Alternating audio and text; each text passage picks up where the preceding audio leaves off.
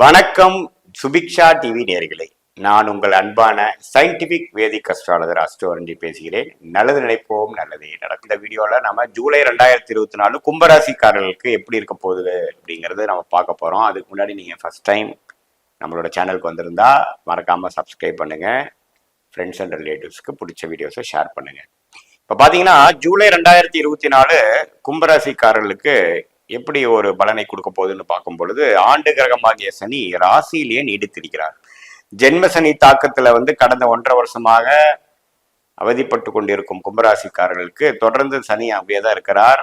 குரு 4ஆம் இடத்துல மே 1ஆம் தேதி 2024 மாறி கடந்த 2 மாதமாக ஒரு நல்ல பலன்களையும், தொழில் விஷயத்துல நல்ல உத்வேகத்தையும், தொழில் முன்னேற்றத்துக்காக மெனக்கெடுதலுங்கிற மாதிரி ஒரு நல்ல விஷயத்தை கொடுத்துட்டு இருக்கிறார். 2ஆம் இடத்துல ராகு நீடித்திருக்கிறார். 8ஆம் இடத்தில் கேது இருந்து கேஷ் ஃப்ளோ, குடும்ப விஷயங்கள், வாக்கு விஷயத்துல சில கவனம் தேவை அப்படிங்கிற ஒரு விஷயத்தையும் கொடுக்கிறார். அப்படி இருக்கும் பொழுது மாத கிரகமாகிய செவ்வாய், சுக்கிரன், சூரியன், புதன் எத்தகைய பயிற்சி ஜூலை மாதம் பெறுகிறான்னு பார்த்தா, ஜூலை 7ஆம் தேதியே பார்த்தீங்கன்னா சுக்கிரன் 5ஆம் இடத்தில் இருக்கக்கூடிய சுக்கிரன் 6ஆம் இடத்துக்கு வருகிறார். ஸோ 6ஆம் இடத்துக்கு 12ஆம் இடத்தை பார்த்து சில செலவுகளுக்காக ஒரு கடன்படுதல், கொஞ்சம் சிறு பிரயாணங்கள், கொடுக்கக்கூடிய ஒரு இடம் விட்டு இடம் போய் தொழில் விஷயத்துக்காக கொஞ்சம் மெனக்கெடுதல், அதெல்லாம் கொடுக்கக்கூடிய அமைப்புகள் கொடுக்குறார். நம்ம கம்ஃபர்ட் ஜோன்லேருந்து வெளியில் போய் விஷயங்கள், பணம் பார்த்தீங்கன்னா கொடுக்கல் வாங்கல் அதிகமாக செய்யக்கூடிய விஷயங்கள்லாம் செய்யக்கூடிய ஒரு மாதமாக கும்பராசிக்காரர்களுக்கு ஜூலை மாதம் உண்டு.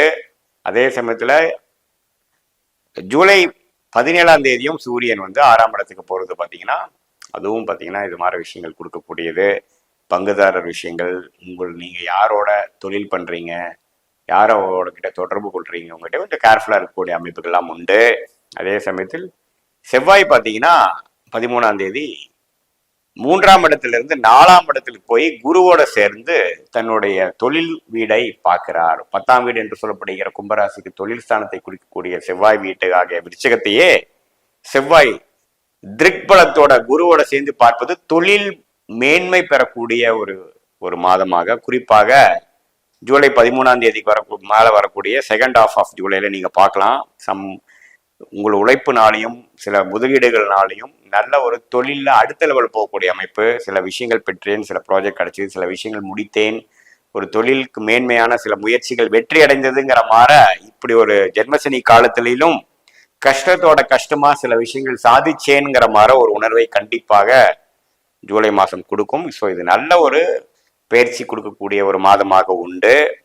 அதே சமயத்துல புதன் பார்த்தீங்கன்னா 7ஆம் இடத்துக்கு வர்றதும் தப்பு இல்லை. ஏன்னா 5ஆம் இடத்து அதிபதியே 7க்கு நட்பு வீட்டிலிருந்து ராசியை பார்ப்பதனால நல்ல புத்திசாலித்தனமாகவும் புத்தி கூர்மையாகவும் செயல்படக்கூடிய ஒரு மாதமாக, குறிப்பாக ஜூலை 20ஆம் தேதி புதன் சிம்மத்துக்கு வருவதும் நல்ல விஷயமாக இருக்குது. ஸோ கூட்டி கழிச்சு பார்க்கும் பொழுது ஜூலையின் செகண்ட் ஹாஃப், அதாவது 3rd and 4th வீக் பார்த்தீங்கன்னா நல்ல ஒரு மாற்றத்தை கொடுக்கக்கூடிய, இதுவரை நீங்க செய்த உழைப்புக்கும் முயற்சிக்கும் தக்க ஒரு பலன் கொடுக்கக்கூடிய மாதமாக, எந்தவித வயசு வித்தியாசம் இல்லாமல் மாணவர்களாக இருந்தாலும் சரி, முதியோர்களாக இருந்தாலும் சரி, தொழிலதிபர்களாக இருந்தாலும் சரி, எல்லாத்துக்கும் ஒரு சாதகமான பலனை கொடுக்கக்கூடிய மாதமாக ஜூலை மாதம் வருகிறது.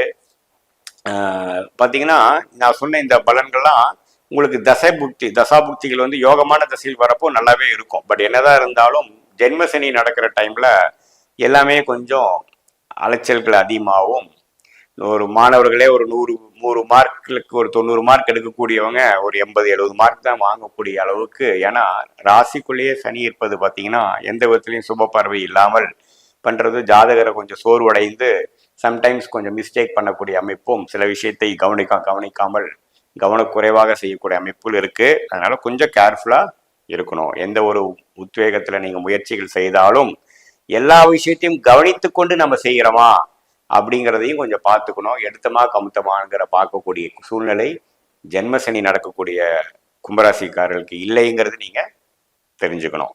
அதே சமயத்துல இது ஒரு நல்ல ஒரு மாதமாகவும், இந்த கஷ்டத்தோட நிறைய முயற்சிகள் எடுத்ததோட ஒரு நல்ல பலனும் ஒரு பலன் எனக்கு கிடைச்சதுங்கிற மாதிரி ஒரு விஷயத்தை கொடுக்கக்கூடிய ஒரு மாதமாக கண்டிப்பாக இருக்குது. ஆனா பண விஷயத்துல பார்த்தீங்கன்னா ஒண்ணுமே ஒரு மேன்மையோ ஒரு லாபத்தையோ கைக்கு வரக்கூடிய ஒரு மாதமாக இல்லை. எல்லாம் முதலீடு செய்து ஒரு டிரான்சிஷனரி டைமா இருக்கக்கூடிய ஒரு மாதமாக தான் இருக்குதுங்கிறத நீங்க எடுத்துக்கணும்.